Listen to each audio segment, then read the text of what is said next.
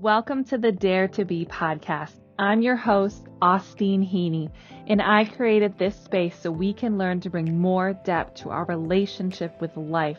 I want to see each and every person walk through this world in their own unique way, and that requires courage. This podcast is meant to be a platform for life thoughts, stories, tactics, philosophy, growth, change, and evolution.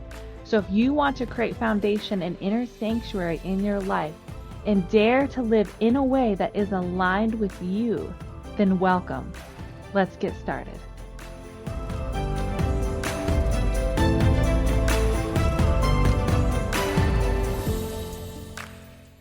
Okay, welcome to the Dare to Be podcast. I'm your host, Austeen, and this is the first podcast, and I'm not going to lie. I'm not sure what's going to happen. I am excited to be here, and I know that I want to share some philosophy with you. I want to share life and stories and wisdom and experience with you. And so each one is going to be a little different. And today, I have thoughts I want to share with you, but we might end up somewhere else, and that's okay. If you're here for perfection, this is not the podcast for you, but I want you here, and I'm really excited to be here. Also nervous, which is fine, right?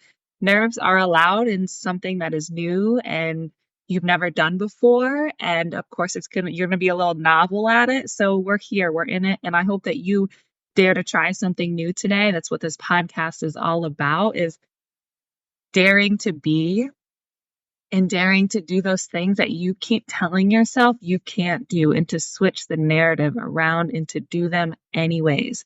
So here I am doing that, and I hope that you do that. And it can be small, right? You can do small dares. You can challenge yourself in small ways. It doesn't have these big things. It doesn't have to be like, I'm going to write a book. I dare myself to write a book. Right? It can be small. I dare myself to have some hope today. I dare myself to go out there and take a 5-minute walk, right? These things can be small. See, little tangent already. It's happening. So welcome to the Dare to Be podcast once again. I touched on a little bit of what Dare to Be is about. And really, if you're starving for a way to show up in this world that is uniquely yours, this space is for you. I want to see what that looks like on people. And that's why I'm here. Because I think we are all very unique and special, and we have these amazing gifts. And if only we would lean into them, I think this world would be a much better place. And so that if you resonate with that, then welcome. And so this first podcast, my intention here is to share my thoughts on foundation and creating a life upon it. And so the question is, what is your life even built upon? Foundation is a staple in my teachings and in my immersions and in my training. So the question is, what is your life built upon? It's hard to dare to challenge yourself to make moves, make money moves, make big moves, big dynamic moves in your life if you do not feel secure with what's under your feet.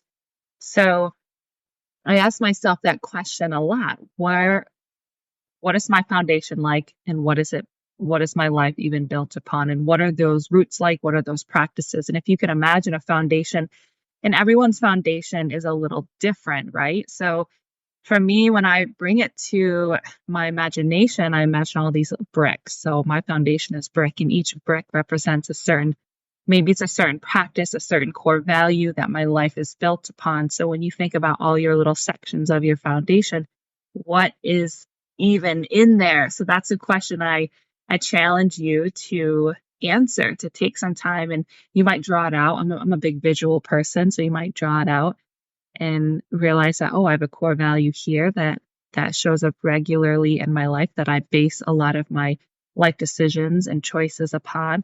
And you may also find that you have things in your foundation that you don't want to be there, like old narratives and habits. And so for me, it's always important to come back to my foundation and regularly check in with it. So that's the first thing here, is like, what is your life built upon? Because if we want to go anywhere, we have to have this space that we can support our life and ourselves up with. there was a study done, and I don't know the name of the study, and I don't even remember what year it was from at this moment, but they put a forest in an enclosed area out in the world, and they studied it, and they made it perfect conditions for it to thrive. Literally everything was perfect. The temperature, how much water they got, the ecosystem was perfectly, I was going to say impeccably put together. And they thought it was going to thrive like crazy, right? But what happened was the trees and the plants started to just fall down, fall over. There were no roots because there was no wind to create challenge for them to actually grow and stabilize themselves. So whenever I think about my own foundation and my own challenges and trials in life, I think about that.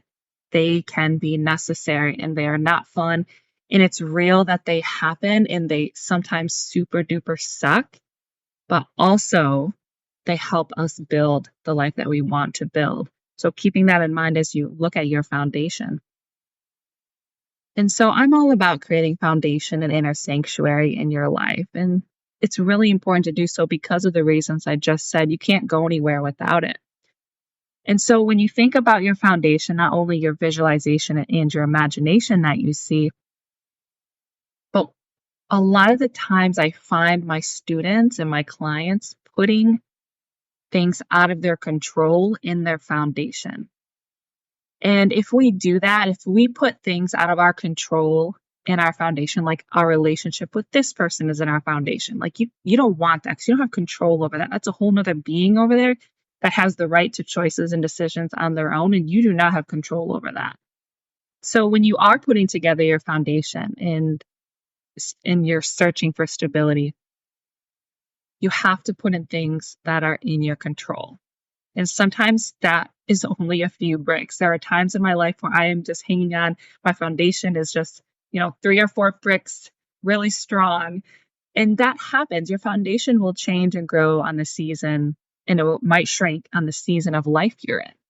But if you put things in your foundation that are out of your control, you will be searching for stability forever and ever. And ever. So when you are starting to think about building a foundation, put things in there that you have control over.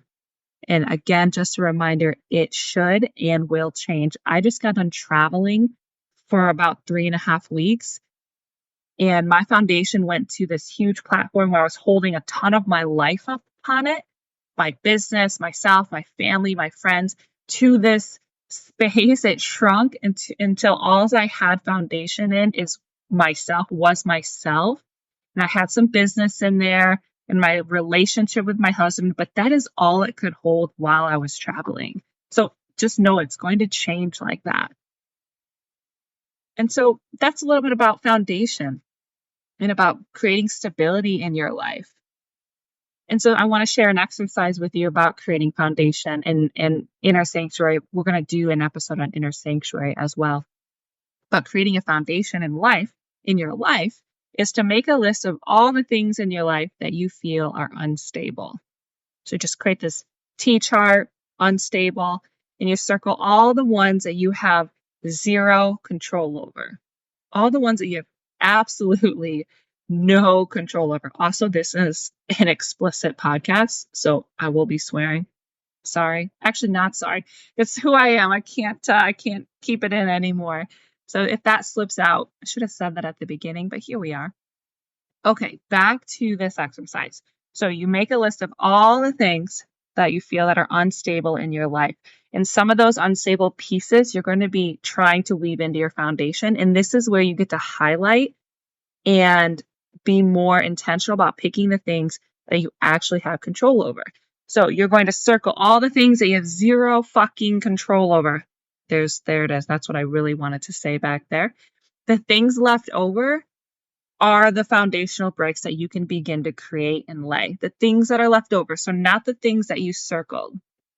And then you will add to these practices, these foundational bricks as you begin this work of creating foundation. And right now, as you're doing this, really focus on just creating a A foundation for yourself, just for yourself. It's really hard to create foundations for others.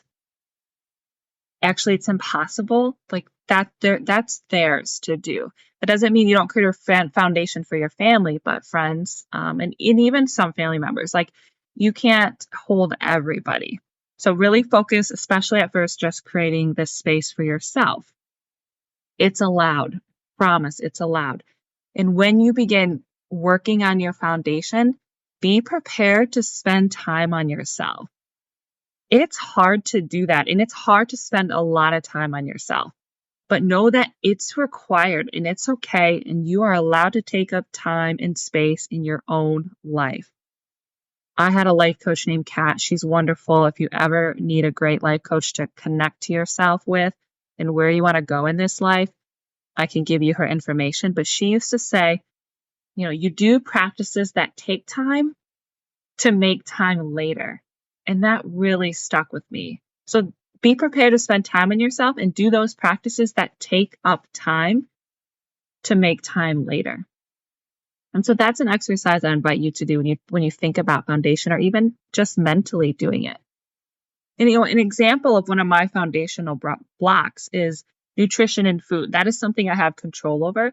Also, it was a foundational brick that went away during my travel because I had some control over what I put in my body, but what was offered for traveling is what was offered. So that foundation block was not completely under me at that time. So that's an example of one that I have control over, and also one that ended up going away during a season of my life.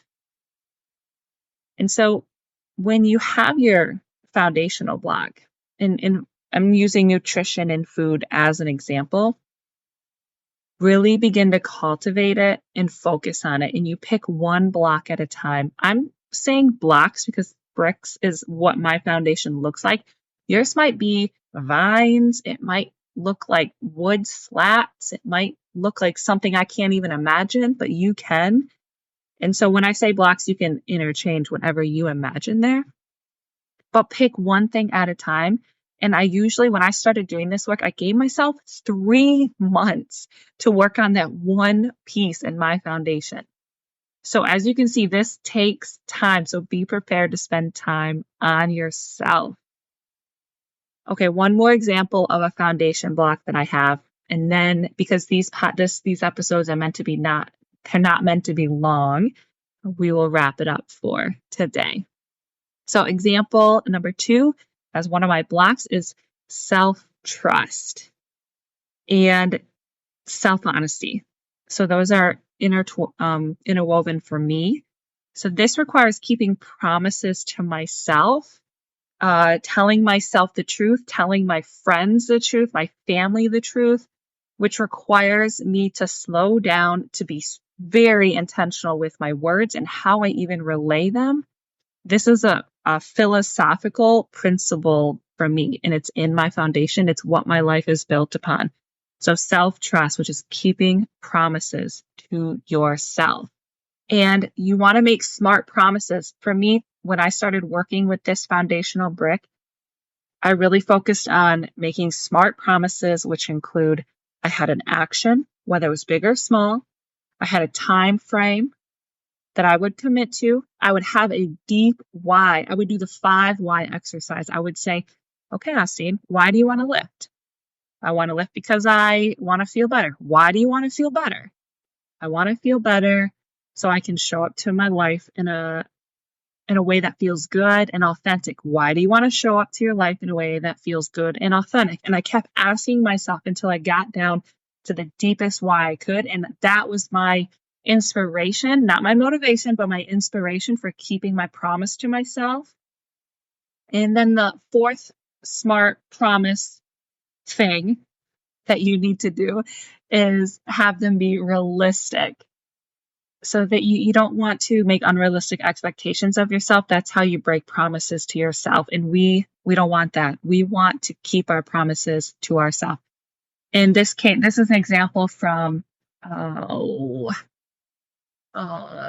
Dr. Nicole. I can't remember her last name at this moment.